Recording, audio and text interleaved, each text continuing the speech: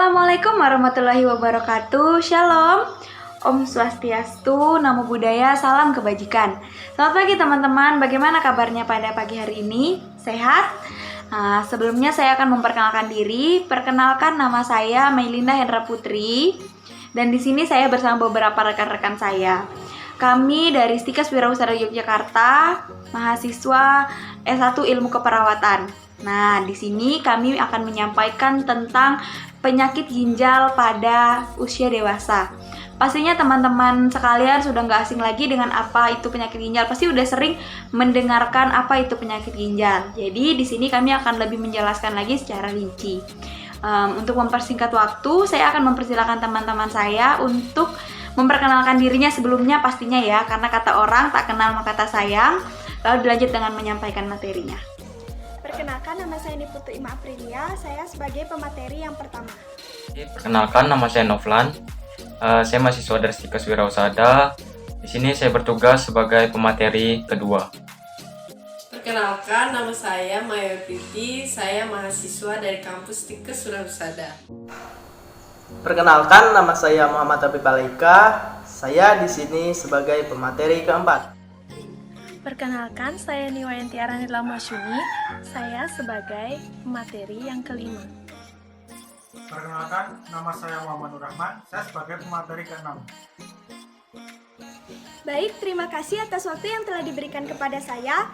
Jadi pertama-tama di sini saya ingin menyampaikan materi yang pertama tentang pengertian penyakit ginjal secara umum. Baik, sebelum saya menyampaikan materi, apakah ada dari Bapak atau Ibu sudah mengetahui apa itu penyakit ginjal secara umum? Baik, jadi di sini saya akan menjelaskan apa itu penyakit ginjal secara umum. Bapak Ibu dapat melihat slide yang ada di sebelah saya. Jadi di sini penyakit ginjal secara umum adalah suatu istilah yang menggambarkan setiap gangguan yang terjadi pada ginjal.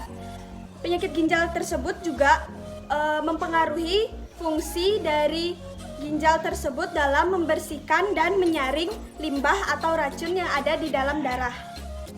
Kemudian materi selanjutnya adalah jenis-jenis dari penyakit ginjal.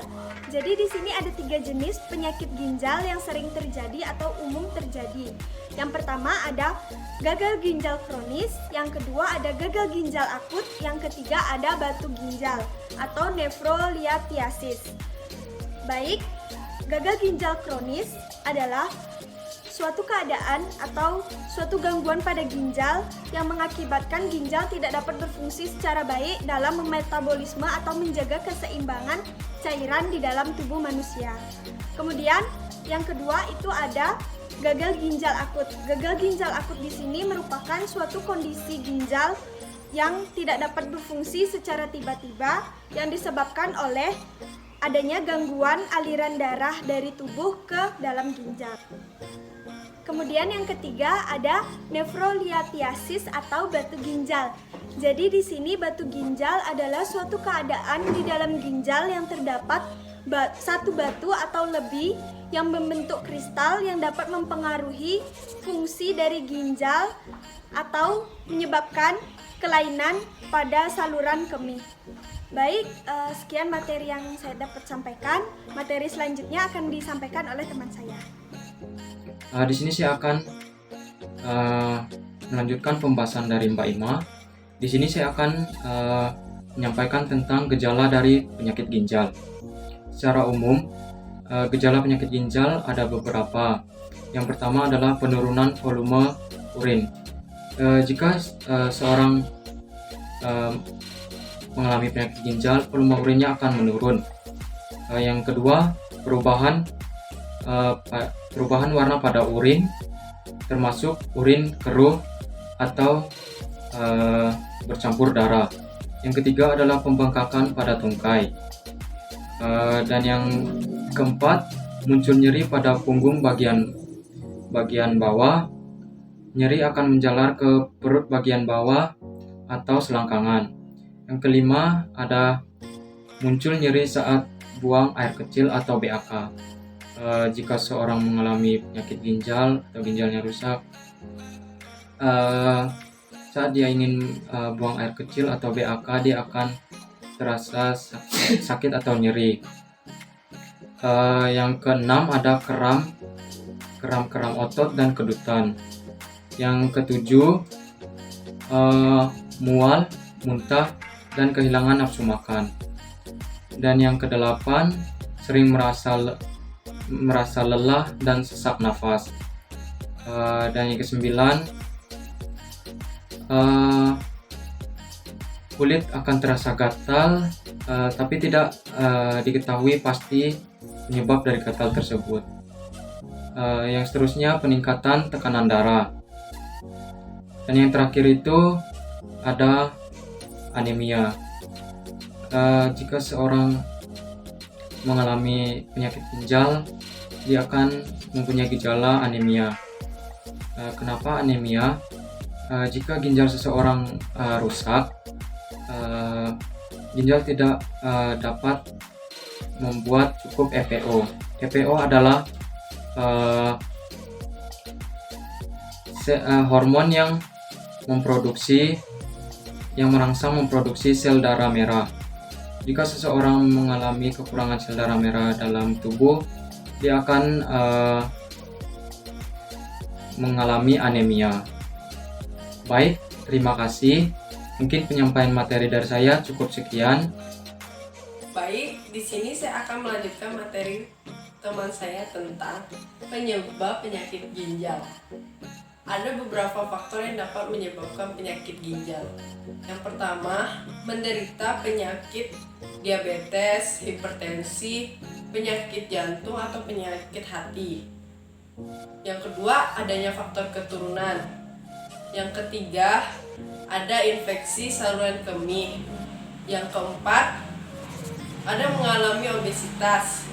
Yang kelima, mengonsumsi makanan yang mengandung garam dan gula yang tinggi. Yang keenam, kurang mengonsumsi air minum. Yang ketujuh, usia lanjut. Yang kedelapan, sistem imun lemah. Yang kesembilan, adanya kelainan bentuk ginjal. Baik, itu saja penjelasan dari saya. Materi selanjutnya akan dibawakan oleh teman saya. Sekian dan terima kasih.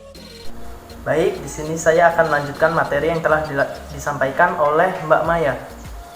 Jadi di sini saya akan menjelaskan faktor resiko dan komplikasi pada penyakit ginjal.